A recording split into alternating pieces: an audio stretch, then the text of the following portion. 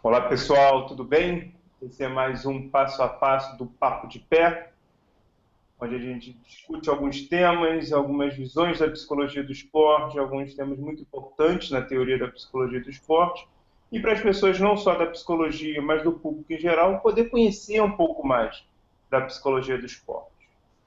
Hoje, por exemplo, nós gostaríamos de conversar um pouco sobre comunicação, um tema que tanto se fala, tanto se pergunta. A gente falou tempos atrás sobre formação de equipe, que a comunicação acaba passando pela formação de equipe, e sempre falam muito da comunicação verbal, comunicação não verbal, e etc. E Falcão, eu queria que você trouxesse um pouco sobre esse tema, sobre comunicação. Tudo bem, pessoal? Comunicação, acredito que seja uma das habilidades mais importantes para equipes, enfim, não só para atletas em modalidades individuais, mas também, né, para atletas de modalidades coletivas. Por exemplo, um técnico, um líder, ele tem que saber se comunicar bem, ele tem que saber passar bem as instruções, por exemplo, né? Ele tem que saber atingir os seus liderados, né? Falando de um técnico, por exemplo, porque cada pessoa recebe de maneiras diferentes, né? A comunicação, né? Então é super importante para os líderes, não só para os líderes, mas enfim, para todos os atletas, né, e pessoas envolvidas com o esporte saber se comunicar, né? Para nós psicólogos também, por exemplo, quando a gente presta um serviço, uma assessoria para algum, né, para alguma equipe, a gente tem que saber passar os dados da psicologia de uma maneira não no psicologuês, digamos assim, né, que só nós conhecemos, né? Enfim, a gente tem que passar de uma maneira clara, enfim, de uma maneira que as pessoas, que os atletas, que os dirigentes, que as pessoas com quem a gente for trabalhar, eles consigam entender aquilo que a gente está falando, né? Que a gente não fale para nós mesmos ou para o nosso grupo, né, de psicólogos, enfim. Então, nesse sentido, a comunicação é uma ferramenta, é uma habilidade, né, uma competência super importante para qualquer um que vai trabalhar no esporte, né? Para nós psicólogos é essencial, é através da comunicação que a gente consegue fazer nosso trabalho, consegue criar vínculos, enfim, consegue inclusive trocar com os outros profissionais, né, das equipes em qual a gente está inserido. Aqui no Rio de Janeiro, isso que você falou, a gente chama de papo de boleiro, né? Tem que ter o linguajar do boleiro, do atleta, para poder chegar a ele, né? Já que a psicologia ainda é uma ciência, ainda é uma profissão não muito conhecida da população, então a gente tem que também chegar na linguagem daquele local. E, Maurício, eu queria ouvir um pouco de você, assim, o Ralfão está falando muito dessa importância da comunicação, da forma do psicólogo se comunicar. E também falou da liderança. E entre os próprios atletas, e etc., como é que se dá essa importância de comunicação? Essa questão é muito importante, né? Ainda para complementar o ponto que o Falcão levantou, acho que é muito importante o psicólogo estar trabalhando não só na clínica, mas mais ainda em clubes, mais ainda com comissões técnicas, se dar conta que é uma questão do psicólogo se adaptar ao esse vocabulário que existe no local, porque em termos históricos, né, nós somos os últimos a chegar nas comissões técnicas. Primeiro sempre existiu o atleta, o treinador, aí o preparador físico, depois chegou o médico, porque sempre houve lesão, já houve esporte, aí depois talvez fisioterapeuta, nutricionista, e nós somos os últimos. Então, não adianta nós irmos toda essa linguagem técnica de psicólogo, desenvolvida somente no setting clínico, né, dentro da clínica, e vir utilizar ela para os jogadores, para os atletas, treinadores, vão olhar, parece que está falando outra língua.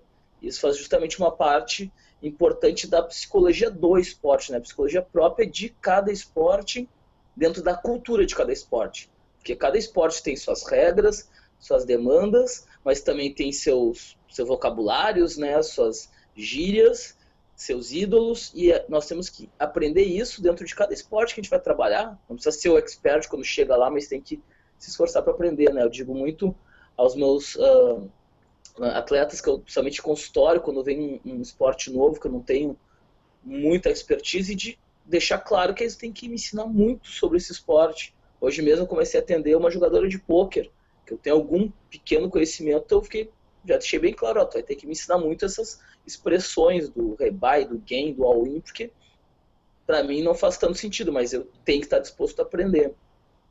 E dentro da questão que tu também levantou, Pierre, a gente tem que se dar conta, mas principalmente fazer também que os atletas se deem conta que a comunicação, como disse lá os linguistas, ela é baseada na dificuldade de se entender o outro, é baseada na falha, porque se a gente se entendesse, a gente não precisaria se comunicar, se entendesse só com o olhar, se entendesse diretamente, né?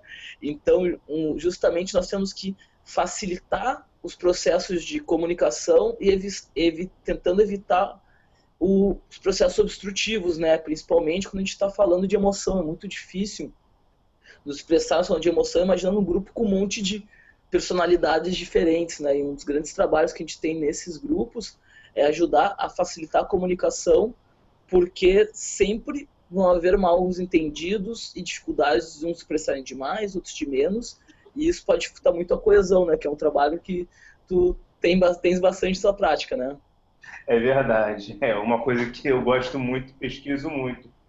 E aí, Thaís, a gente durante as Olimpíadas, a gente tem visto outro tipo de comunicação, que é a comunicação do atleta com ele mesmo, né? Quando vai sacar, a pessoa do salto ornamental, quando vai dar o seu salto, e tantos outros exemplos, né? E aí eu sei que você gosta muito de trazer exemplos, casos e tal, então eu gostaria também que se você tiver algum caso para poder trazer, para poder enriquecer nossa conversa e falar desses tipos de comunicação.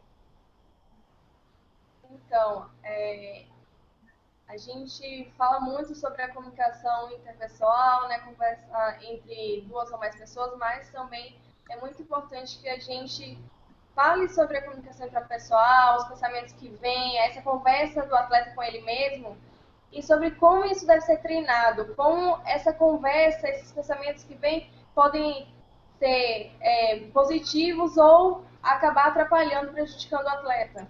Por exemplo, quando o atleta tem uma lesão, é bem importante porque até no processo de recuperação mesmo, muitas vezes o atleta era titular na equipe e ele tem uma lesão de 3, 4 meses para se recuperar. E começam os pensamentos, né? Nossa, quando eu voltar, eu perdi minha titularidade. Será que eu vou voltar bem? Será que eu vou conseguir voltar da mesma forma? Quando ele volta às atividades, ele começa a pensar, nossa, será que quando eu chutar vai doer novamente? Então, essa conversa que ele tem com ele mesmo pode tanto ajudá-lo no sentido dele pensar, não, eu confio nos profissionais, eu vou me recuperar, vai dar tudo certo, ou ele pensar dessa outra forma que eu coloquei, né? Então, é importante que a gente se atente a isso, trabalhe isso, e que o psicólogo esteja ali sempre com o atleta também, auxiliando nesse processo, não é? Lembrando que é um auxílio mesmo, né? A gente não vai falar, fale isso, pense isso, porque vai muito do contexto do atleta, da realidade dele, mas é um trabalho que tem que ser desenvolvido em conjunto mesmo, para que isso não venha prejudicar o atleta. E outra questão também, voltando ao que o Rodrigo falou, o Falcão falou, a gente tem que se atentar muito para essa questão, esse cuidado com a comunicação, principalmente na relação técnico-atleta, né? Nessa maneira de passar um feedback diante de um erro do atleta, nas orientações que ele vai passar ali na hora do jogo, na pré-eleção, né? Naquela conversa antes do jogo, porque isso faz toda a diferença. E principalmente na base, assim, técnicos precisam ter um cuidado muito grande. Eu já vi muito técnico, principalmente assim, de escolinha de futebol, xingando meninos de 13, 14 anos por conta de um erro, falando de uma forma mais grosseira. porque ele teve aquele erro individual, e não é bem assim, né? A gente sabe que não é na base do medo, não é na base da grosseria que deve ser, né? Essa comunicação tem que ser eficiente. Então, é importante não só que o atleta entenda como que deve ser essa comunicação, mas todos os outros envolvidos também. É verdade. E você trouxe dois pontos muito importantes. Um, você finalizou com ele, muitos estudiosos dizem que, às vezes, mais importante do que a instrução passada é a forma de se passar essa instrução. É o tipo de comunicação a se passar, a se utilizar.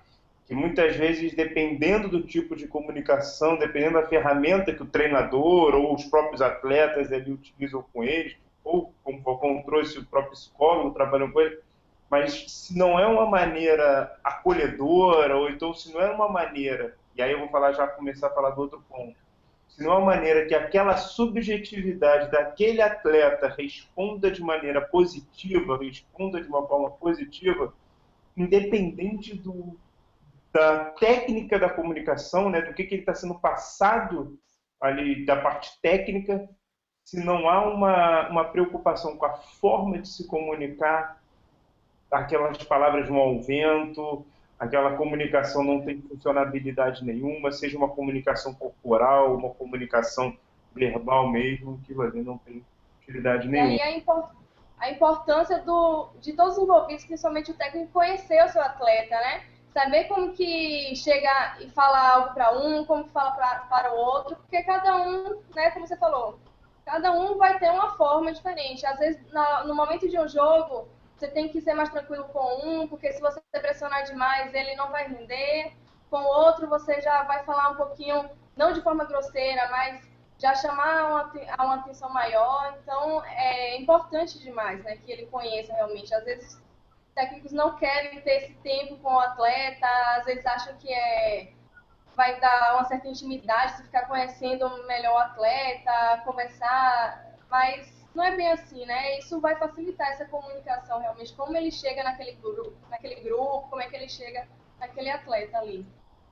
Perfeito, Thaís. Eu acho que você não poderia terminar melhor a fala. Hoje a gente passa um pouco sobre comunicação e a importância de você conhecer o seu atleta, seja lá qual for a sua área de atuação ali naquele esporte, para você poder se comunicar com aquele grupo. Gente, esse foi o Passo a Passo Papo de Pé. Eu sou o Rodrigo Pieri, do Rio de Janeiro. Você já conhece o nosso grupo. Nós temos o Maurício Marques, do Rio Grande do Sul, Rodrigo Falcão, de São Paulo, e a Thaís Coutinho, da Bahia. Fique atento, fique ligado nos nossos ao vivos. E é isso. Um grande abraço. Papo de Pé.